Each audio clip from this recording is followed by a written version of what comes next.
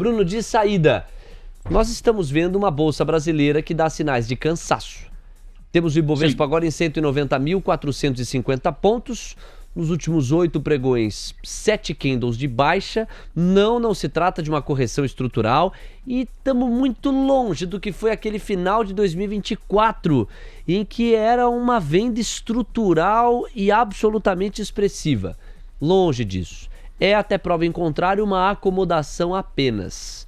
No entanto, diante da matriz de risco que está diante da gente hoje, faz sentido imaginar que o Ibov tenha fôlego suficiente para embalar uma nova alta estrutural? Ou lhe parece que é mais razoável, com os riscos envolvidos numa alocação brasileira hoje, que esse Bovespa fique mais cansado por um tempo? E um terceiro cenário é de buscar correções mais estruturais e de fôlego. Qual é o cenário básico com que você trabalha nesse momento? Então, a gente continua enxergando o Ibovespa, né, não do ponto de vista técnico, gráfico, mas olhando para os fundamentos, como algo, né, um mercado em tendência de alta que passa hoje por uma correção pontual, né, algo mais tático. Até porque a gente teve alguns eventos recentes, né, que impactaram algumas variáveis importantes, inclusive o próprio fluxo estrangeiro, que é o que vinha dando uma sustentação importante para o mercado. A gente tem um conflito lá fora que mexe com as expectativas de política monetária e ele vai ganhando uma imagem de perenidade, né, em relação ao que a gente tinha antes. Parecia que ia ser algo muito mais transitório, e hoje a gente já está, por exemplo, aí há 50, quase 60 dias com o petróleo em patamares muito mais elevados, e isso vai se espalhando pela inflação. Então você tem um pouco dessa perda de fôlego, como você trouxe, um esgotamento pontual, mas estruturalmente, embora a gente tenha hoje múltiplos de negociação que não são tão descontados, né? A gente não esteja nas pechinchas que a gente tinha em 2024, a gente tem a bolsa rodando ali 9,5 vezes lucro, a depender ali das suas estimativas, não tão distante mais da média histórica. A gente tem um cenário onde a gente pode ter, uma vez normalizado essa situação, abrindo-se espaço para cortar um pouco mais de juros, isso sem considerar a eleição no radar, que pode abrir uma grande pista de valorização. O impacto positivo de uma taxa de desconto mais baixa, né? A gente tem uma dicotomia grande aí entre o Ibov que se valorizou e uma curva de juros de 5 anos pagando IPCA mais 7,5, né? É esquisito isso. Alguma coisa está meio errada. Então imagina a hora que esse juro vier para baixo de novo, né? E você pode ultrapassar tranquilamente 210 mil pontos num cenário base mais otimista, na minha opinião. Olha que tese clara que deixa pra gente o Bruno.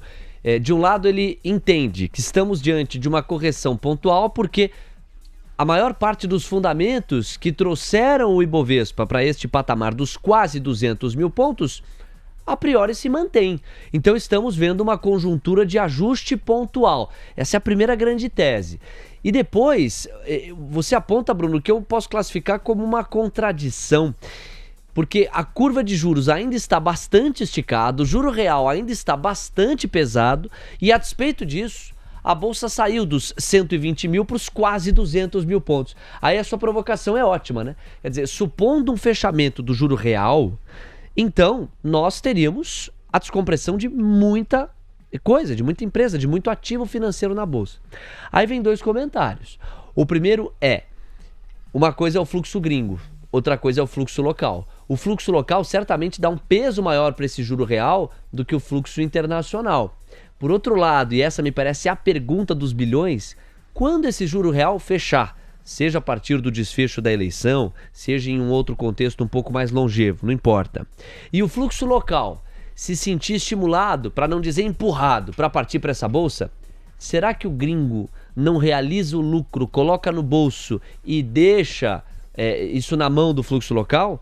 Ou ao contrário, aquele céu de brigadeiro em que o gringo e o local se veem incentivados a comprar? Você se atreve a uma projeção? Olha, eu não sei se eu me atrevo a um número necessariamente, mas eu me atrevo a trazer uma provocação em relação à visão do gringo, tá? Hoje o gringo ele vem para o Brasil não só como um smart money, enxergando perspectivas eleitorais ali que podem precificar, né, não é uma certeza ainda está bastante disputado, mas uma chance grande ali de uma mudança de regime fiscal, né, ou até algo mais amplo de regime econômico daqui para frente, mas ele também tem os fatores domésticos, né? Dentro daquela conjuntura maior do debasement do dólar, no qual o dinheiro institucional americano, né, gringo de forma geral, ele quer ficar shorteado em dólar. E hoje você tem um mercado brasileiro com uma moeda que vinha muito descontada, né? A gente chegou a ver o real a 6,20 e você consegue ficar short em dólar simplesmente comprando uma bolsa que vinha descontada sem hedge, né? Então você tem um incentivo, né, para ele apostar na queda estrutural do dólar simplesmente fazendo posição em mercados com potencial. E o Brasil vinha como esse grande mercado, descontado em termos de múltiplos em reais, né, mas ao mesmo tempo com uma taxa de câmbio muito depreciada. Hoje os múltiplos não estão tão baratos, mas ainda seguem com espaço e a nossa taxa de câmbio talvez esteja chegando num patamar de equilíbrio.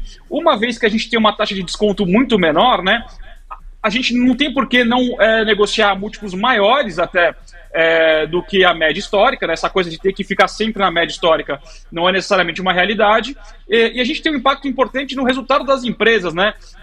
Tanto por crescimento econômico esperado maior, que mexe com o top line, quanto por despesas financeiras menores, né? Que é algo que vem machucando o balanço das empresas. Então, você acaba tendo uma perspectiva de lucros importante que pode incentivar uma pernada, não vou ousar dizer que tão importante quanto aquela, mas aquele momento pós-impeachment, né, como a gente teve entre 2016 até a pandemia, acho que a gente pode entrar num mercado mais estrutural, né, a depender aí, e aí depende sim muito do fluxo local, né, mas também do que vai vir aí em resultados eleitorais, e aí resultado eleitoral trazendo um favoritismo mesmo pessoal por uma candidatura de oposição que traga uma política econômica e política fiscal mais responsáveis e que permitam que a gente conviva com juros mais baixos. 11h54, tá ótimo papo aqui com o Bruno, que agora vai partir para a Super Quarta junto conosco. É verdade que no cronograma, na terça-feira à noite, a gente vai ter a decisão de juros do Japão. Quarta-feira tem decisão de juros nos Estados Unidos primeiro, depois a decisão aqui do Copom. E a gente ainda tem no radar a decisão do Banco Central Europeu. Então é uma semana-chave muito importante para a gente pensar custo de capital. Eu vou me ater aqui à decisão americana e à brasileira, que são as mais precificáveis. Quando a gente olha para os desafios do Fed, não te parece que é quase uma não questão? O Fed deve sinalizar conservadorismo, puxar o freio de mão e armar o espaço para a passagem de bastão do Jerome Powell para o Kevin Warsh. Quase um não evento, ou eu estou exagerando? Não, eu acho que você não está exagerando. Assim, é muito difícil que a gente tenha qualquer tipo de surpresa nesse sentido, né? O que eu acho que vem agora, de novo, né? Vai parecer que eu sou repetitivo falar que o comunicado é o mais importante, mas de fato a gente teve um comunicado mais duro do que o esperado na última decisão do Fed, né? Sinalizando uma sensibilidade à perenidade desse impacto, né, sobre os preços de energia do conflito. Se passaram 40 dias, o conflito segue e o preço do petróleo segue acima de $100, né? E a gente já viu o impacto disso, por exemplo, no CPI de março, né? Que veio próximo de 1%. Os núcleos ainda não estão ruins, né? Até bem comportados, mas os preços de energia impactando a leitura cheia. Então, quer dizer, será que o Fed não vai trazer uma sinalização de que pode até vir a aumentar juros se a situação não se mantiver? E aí, considerando que vai ter uma troca de presidência, né, a tendência é a gente acabar tendo uma visão um pouco mais dovish, mais alinhada com a visão do presidente Trump, mas eu acho que não vai ter uma alteração de mudança de direção de política monetária, até porque o Warsh também tem um perfil técnico, então ele vai respeitar bastante os dados, mas talvez numa relação de simbiose, ou pelo menos numa relação qualitativamente melhor com o presidente Trump. E no caso da decisão brasileira, para a gente fechar a nossa tabela aqui, o que projetar pensando em Copom? Olha, eu ainda acredito no 0,25, né? O IPCA de março trouxe uma fotografia mais preocupante, mas também concentrado ali em transportes, em combustíveis, né? Mas a gente tem visto um espalhamento já gradual desse choque, algumas coisas em alimentos no domicílio, né, que são impactados pelo frete, e as expectativas, que são uma variável muito importante para o nosso BC, bom, para qualquer BC, na verdade, né, elas continuam deteriorando. A gente viu hoje o Focus trazendo mais uma alta importante ali para a projeção do IPCA desse ano e uma contaminação já para 27, ou seja, o mercado começa a sinalizar uma preocupação mais duradoura em relação aos choques desse conflito, né? O que se comportou melhor do que o esperado até agora foi a taxa de câmbio, que a gente achava que podia passar por uma depreciação e, na verdade, vem se comportando muito bem.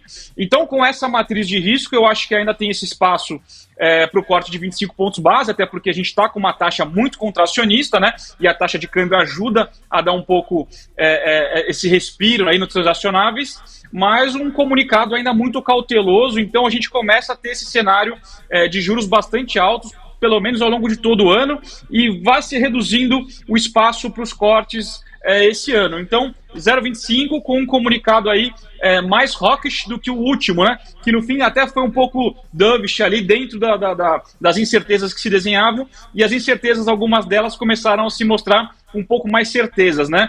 Naquela época a gente achava que de repente o conflito podia durar 2 semanas, e agora a gente já está indo daqui a pouco para o 3º mês de conflito, então o BC ele tende a reagir de forma mais conservadora a isso.